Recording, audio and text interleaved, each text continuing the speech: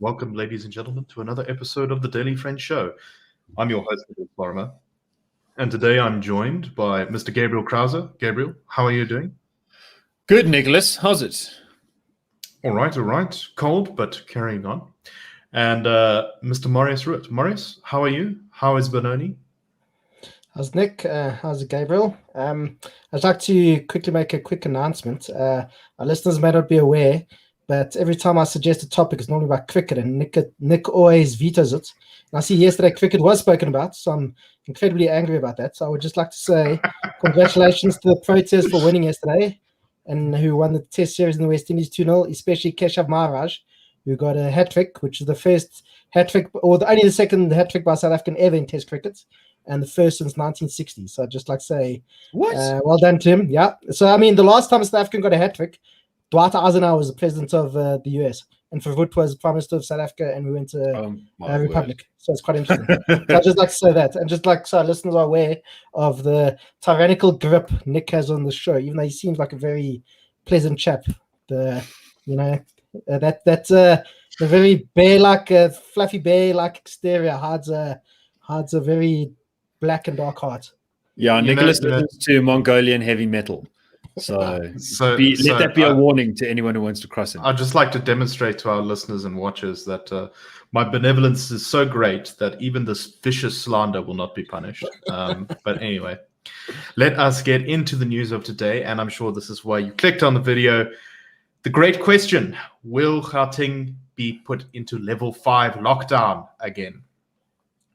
And there are some people now openly calling for this. The CEO of Netcare has called for it, saying he went on Bruce Whitfield's show on the Money Show, and he said that Gauteng hospitals are dealing with what he called a mass casualty situation, that the province is facing basically a humanitarian disaster, and that this is what he said, quote, "I'm afraid that these numbers are demonstrating that absent a level 5 lockdown in Gauteng, we may not see the end of the surge for some time." He also called for schools to be closed, saying that schools are transmitters of the virus. Yes, children themselves may not be that badly impacted by the illness, but they do pass it on to parents, caregivers, grandparents, and we think that that's problematic. Gauteng Premier David Makura said that the province might impose stricter COVID-19 regulations, but he didn't give many details on that. To try and stem the rise in cases. Apparently, in the last 24 hours, about 70% of all COVID-19 cases have been in Gauteng in the whole country. And there's a lot of concern now that that Gauteng's hospitals are going to run out of space. It's, of course, made worse by the fact that one of them half of it burned down and got closed recently, and that's Charlotte Maxeke Hospital. So, Gabriel, let me start with you. Firstly, is the situation with regards to COVID as bad as they are saying in Gauteng? And secondly, is a level 5 lockdown the answer? Yeah, I think the situation is just about as bad as they're saying in Gauteng. If you look at hospital occupancies, ICUs, ventilators, and all that, Gauteng is in a much worse place than it was during the peak of the last wave or the first wave. Of course, that's not to say that we're using all the resources that we have at our capacity. There was that 450 million rand hospital built by Anglo or something, which is completely empty. So there are measures to be taken short of lockdown that could relieve the stress on current Gauteng hospitals. But I think it's worth just reminding people of the conceptual space, because a lot of people think, you're either for lockdown always, as long as there's like 5 cases in Sydney, the whole country must shut down, or you're against it always and people must just always get along in whichever way they think best. The Institute's position was supportive of the first call for a hard lockdown for 3 weeks in March of 2020 on the basis that the evidence indicated that this pathogen is more dangerous than garden variety flus and colds, and significantly so, but that we're not sure exactly where it's going to land, how much it will cause death directly and how much it'll cause death by overwhelming hospital systems that mean then people can't be treated and you have to deal with triage. So 3 weeks seemed to make sense. And then as soon as it is extended, in fact, before it is extended, we said you've got to end this now because new data has come in. So likewise, IRR CEO Frans Cronje and former IRR President Jonathan Jansen both supported school closures, even when that position started to become unpopular, because at the time, the best evidence seemed to indicate that children were pretty good at spreading the virus. Subsequent evidence coming in the last 6 months has suggested that the extent to which that's true was overstated at first. So at this point, based on the papers that I've read, don't think that closing schools on a cost-benefit analysis is going to help in terms of the children. If there is an argument to do it, it's because of all the teachers that have to travel around and the strain on South Africa's logistics system. And South Africa's logistics system is really the problem. A hard lockdown, I mean, level 4 lockdown last year, and even some of level 5. During level 5 lockdown, I drove around Hillbrow and Yeovil and Durnfontein and the Johannesburg CBD and Jeppe Street. And I'll show you the footage. There was just, clogged streets and full on taxis. Just chock-a-block full taxis, even when it was supposed to be 80%, and 80% is kind of a little bit ridiculous. I think short of dealing with the logistics situation, which would mean forcing all taxi businesses to operate on a sort of legitimate basis where they're paying taxes, so that in the future they pay back for the money that they're going to get now for free, to subsidize them so that they go at half capacity. Short of doing that, which is not going to happen, we've shown that we're too weak to do that. I'm not sure that you really can amend the situation by a hard lockdown. But if ever there was an argument to be made for a hard lockdown, it's now. I'm going to say one last thing, and I know I'm rambling on, but this is a sort of very complicated issue, and that's that I have spoken a lot about herd protection. The best scientists in South Africa estimated that a quarter of the country was infected by the end of the first wave, that at least half the country was infected by the end of the second wave. And that, I think, is part of the reason that outside of Gauteng, everywhere else is experiencing a very low wave. It's a kind of dripple, even though on the Google data evidence, on the sort of anecdotal evidence of what people are reporting, it doesn't seem like behavior is particularly disciplined, like social distancing is happening a hell of a lot. People are more or less getting along with their lives, and yet the infection rate's not that high. In Gauteng, the situation was always different, because you have a lot of middle-class people who had the wealth, the laptop-based jobs to be able to work remotely, and complacency in that sector has set in. People who didn't know anyone that had COVID that was particularly close to them. 12 of my friends have been infected in the last couple of weeks because they went to 2 parties and sort of everyone hugged everyone and smushed all over each other, and then they all got sick. I think Marius has a similar story to tell about complacency.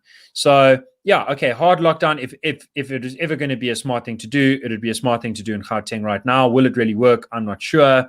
I think that we're kind of just in a desperately sad situation, and the best we can do is open up the hospital capacity that we have, and that in the meanwhile people do their due diligence in a personal capacity.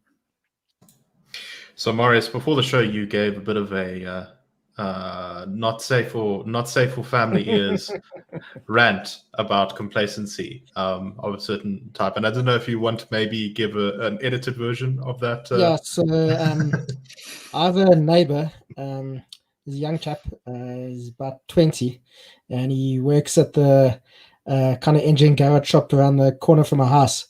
He was apparently in contact with somebody with COVID a couple of days ago. He didn't go for a test immediately. I think he was in contact with the person over the weekend. Only went for a test today or late yesterday afternoon.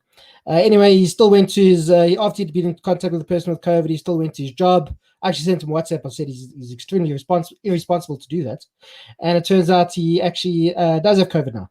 So he's probably going to be fine, and his girlfriend and his little baby that live there are probably all going to be fine. They're probably not going to get particularly ill from COVID, but who knows? They could pass it on. And I mean, as I say, this guy works in he's either I think he's the trainee manager at this engine garage shop, I mean, so this is obviously a place where people, it's not a place where you sit behind a computer all day and you don't see anybody. He's seeing people every day. He's got his colleagues that he works with that see people every day. The people are coming, going all the time at the shop. So, and he's touching people's money, touching people's, the things that they're buying, their chips or chocolates or cigarettes, whatever the case is. You know, so, I mean, as I said to you guys in the show before, and I mean, I'm no fan of the hard lockdown, and I think it's a terrible thing that people get forced to stay in their homes. But you know, if you're acting so responsibly, perhaps you should actually be locked in your home. I mean, yeah, I mean, I don't think South Africa or Gauteng should go into level 5 lockdown, but it's up to all of us to be responsible. If you are feeling sick, you have been in contact with somebody with COVID, don't go to your job at a shop where you see people all day. It's not hard, you know, or sanitize or whatever the case is. You know, it's this. I mean, it's a bit of a cliche, but this is in our hands, and the government's not going to save us. I mean, we were told that the lockdown was so that we'd get ready for these various waves of COVID, which obviously hasn't happened. I mean, we've got as Gabriel said, we've got a hospital standing empty. We've got Charlie Makeke, which half of it burned down and standing empty. So, and yeah, just, I mean, part of the reason we're having this huge issue now and running out of beds is simply, again, government's incompetence. And another issue, I was looking at numbers around our vaccine rollouts. Mark Schussler, who's probably a lot of our listeners and viewers will be familiar with, he's quite a well-known South African economist. He put together a chart on Twitter which said COVID-19 vaccination doses administered per 100 people. South Africa's at 3.6. Upper middle income countries, which South Africa is generally considered part of, are at 50. So they are, what's that, factor of 14 better than us. Lower middle income countries that are much poorer than us, they vaccinated 12 people per 100. So we are doing worse than just about every single country on earth. And we actually have no excuse. I mean, in the broader scheme of things, South Africa is not a particularly poor country. We've got skills, and we should have the capability to be doing out a fairly comprehensive vaccination scheme. And whatever your view is on vaccines, it does seem that vaccine rollouts do see a corresponding drop in COVID infections. So a lot of what's happening, I mean, this COVID, this third wave in Gauteng, it's partly, as Gabriel also mentioned, you know, complacency amongst people. But I think where the real blame should be laid at is the door of the government. We've been in some form of lockdown now for something approaching 500 days, and the government has really not used their time well at all. And I mean, we can go on about the corruption, the PPE corruption, digital vibes and what have you. The government has really actually dropped the ball badly. Some people tell you the South African government response was excellent, but I think if you think that, then I've also got a bridge to sell you and some magic beans. Yeah. I just want to add in terms of digital vibe. So South Africa is not a particularly poor country, but its government is astonishingly greedy. So the big news of the day or of the week is that Emmanuel Macron, the French president, and Cyril Ramaphosa did like a little foot tickle with each other, and South Africa is going to produce vaccines in South Africa, and isn't it amazing? This is really the point, right? The vaccine program in South Africa is not about actually giving people who want vaccines the option to get them. It's about the South African government making a bit of money and, you know, creating 5.5 jobs. Some of them South African government, people linked to the South African government, it's not the actual people linked to the South African government, getting some tenders, and us getting the prestige of being like the first African country to be producing vaccines. Isn't that amazing? I mean, if you want to talk about sort of monopoly capital, greed, thievery, you know, all of those pugnacious social justice warriors who worry about profiteers getting in the way of saving lives and livelihoods should really look at the union buildings. It is amazing to me that so clearly the mission has been to get this prestige and get a little bit of profit rather than save lives and livelihoods. And if you missed it, the Report newspaper uncovered emails showing that the Command Council had 15 million free vaccines, Sputnik V, which is the most traditional, like if you're worried about mRNA vaccines, like Sputnik V is like just was at the time the most widely tested, traditional, old-fashioned, useful vaccine for stopping people from dying. And we said no to 15 million free vaccines in February that would have been distributed between March and May. Why? So that we could produce, like, I don't know, 500,000 here in Benoni and brag about it, or wherever that thing is going to be put. It's very frustrating. And I just want to sort of underline that point, that the mission of the government, and this is partly why I think lockdown is a bad idea right now.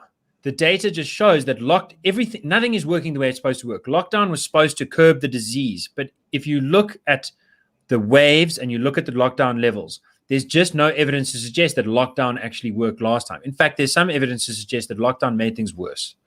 So I really don't think that in our country, in other countries, I think lockdowns can work, but in our country, I'm not sure that it can, because it's being run by people whose idea of a lockdown is to fill taxis and empty, safe, hygienic workspaces that can actually be managed. And parks. And parks and beaches, and stop you from wearing bikinis. So I think that I just really think that people must know now is the winter of our discontent. If you're in Gauteng, if you're anywhere else, you're probably fine. But if you're in Gauteng, it's a good time to buckle up. And also, we must ask the sacrifice of civil liberties. I mean, is it worth it? Some will say yes, but we just need to ask, for example, the families of, for example, Collins Khoza or Petrus Michels, who got beaten to death for breaking lockdown regulations. I mean, Collins Khoza wasn't actually even breaking lockdown regulations, and he got they weren't even exactly. And now, and the army is apparently being put out being deployed in Gauteng again to do what? I'm not sure. To beat people, to make them do frog jumps or do push-ups when they're breaking lockdown regulations, which was also obviously being forced to do a frog jump by a soldier is a lot different from being beaten to death by one. But they still have no authority over any South African citizen to make them do, PT for breaking lockdown regulation. And that was what, I think I've said this before. Just one of the things that was, I think one of the most upsetting things for me last year when the lockdown started. So many people sharing photos of South African citizens being forced to do these humiliating exercises in front of soldiers, saying, yes, this is what we need to do. No, that's not it. Fine, we're under lockdown, go home, it's fine. But you don't make people do frog jumps and star jumps and push-ups in the street to some form of humiliation because you were outside of your house. It's absolutely disgusting. Yeah, so to me, it really seems like the repeated failures of the state. It's sort of, they feel like they need to do something now, and then it's, okay, well, we'll just make the citizens suffer more because of our failures. And it's just not good enough, especially considering that the evidence shows that it's really not that helpful. But one thing I'd like to mention, apparently the acting Minister of Health is considering opening the vaccine registration to over 40s, which I think will probably be quite a good thing, and we'll start seeing perhaps more people get vaccinated. Maybe we'll see this vaccine rollout start accelerating, but who knows? That could also be completely wishful thinking, and I might have just need to go buy a whole bunch of straws so I can go clutch at them. All right, let's move on because we have gone long on this one. So I don't know how long we'll have to cover this, but let's just kick it off. So of course, we've been running this campaign as Gabriel has talked about before on the show of saying that racism is not the problem in South Africa. It's a problem, but it's not the problem, and pointing to various bits of evidence as to why that's true, and also why most South Africans actually agree with us. Our CEO, Frans Cronje, wrote a letter or an article to one of the media houses recently discussing this, and it has prompted a response from a man called David Mayamela, who has written that racism is alive and well in South Africa, a response to Frans Cronje. So he goes off basically by first attacking the thing as racist, and I think that's criticism that we can pretty much put to bed from the start. But Gabriel, you were amused by some of the critiques this thing made. What were your thoughts on it, and what did it try to say?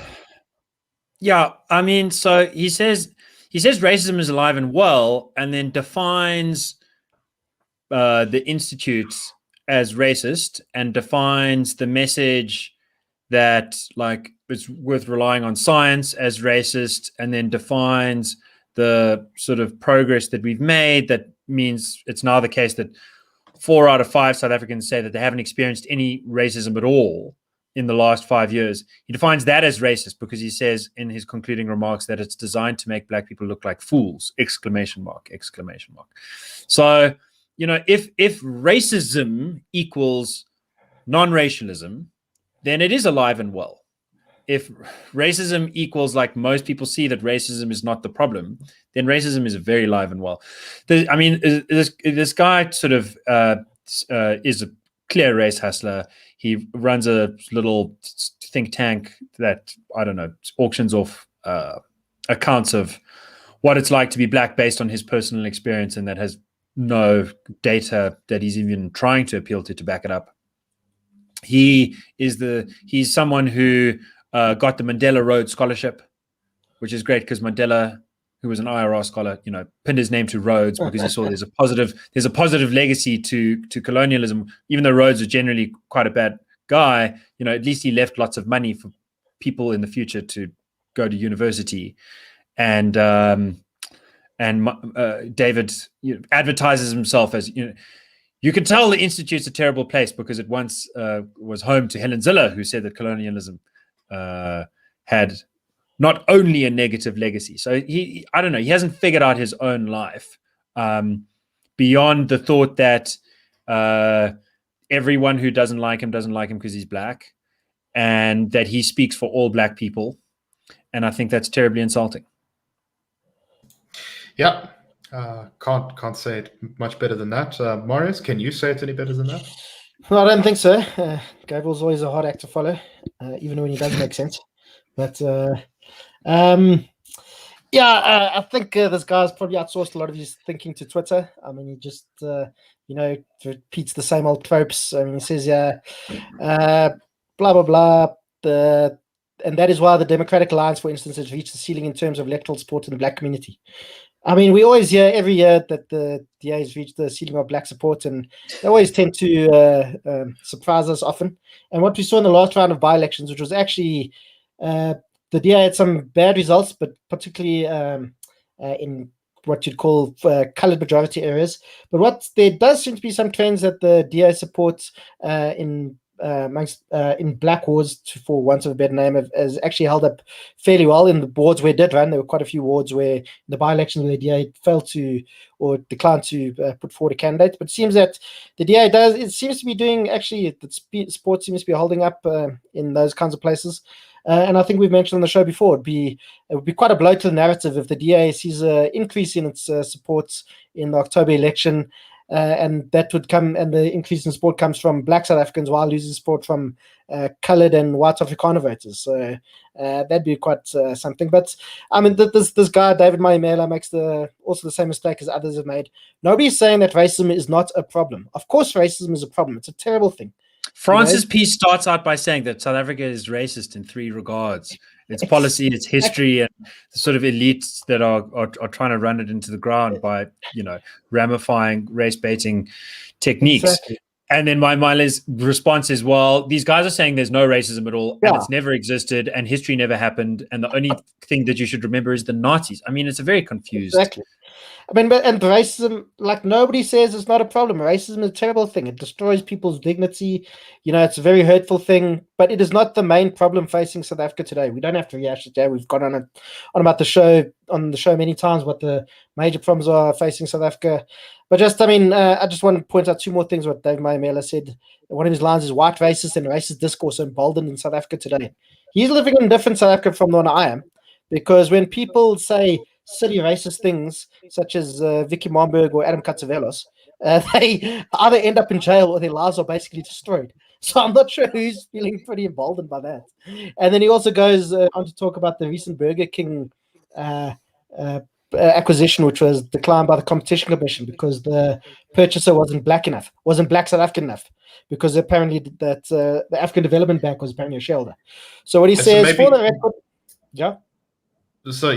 carry on, Marius. So he just says that, for the record, the Competition Commission regulates for an inclusive economy wherein racial exclusion must be a thing of the past. Anyone who wants to do business in South Africa must observe the laws of the land. Burger King is no exception. But as we were saying before the show, this has actually destroyed value for black shareholders, and it actually treats black people as children, saying, you aren't grown up enough to know what to do with your own money. We will say who you can sell it to.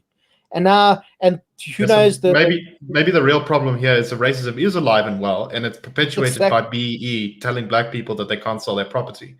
Exactly. And the current company that owns Burger King is apparently lots of financial pressure, and probably if they don't, if this sale doesn't go through, I believe it's going to be appealed.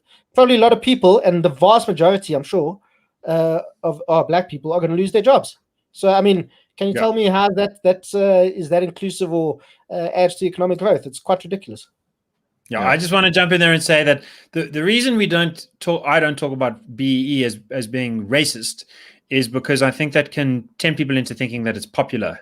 You know, you have this thought because BEE is the law of the land.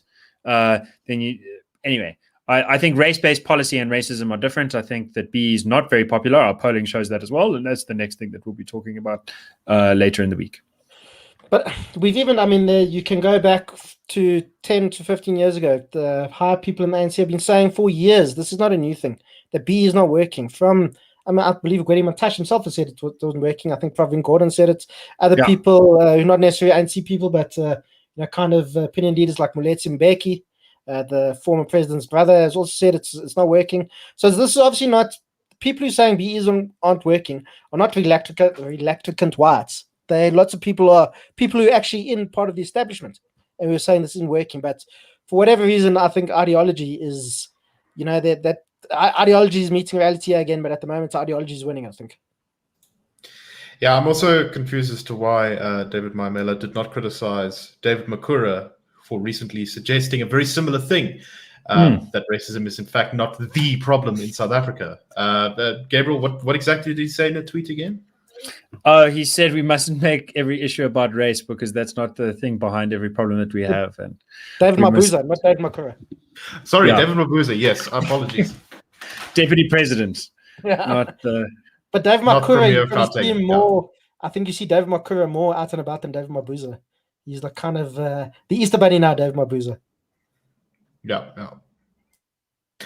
But yeah, it's actually it's amazing to me how poor so many of the responses are to our arguments. I mean, the first half of the thing, he basically spends his time attacking the Institute's polling and saying that France, in a word limited piece, doesn't go in depth into the precise methodology of the polling, which is, you can go look it up. We talked about it before, and it is representative. And written about it, and it's tweeted right there on Racism is Not the Problem's Twitter page and the IRR's Twitter page.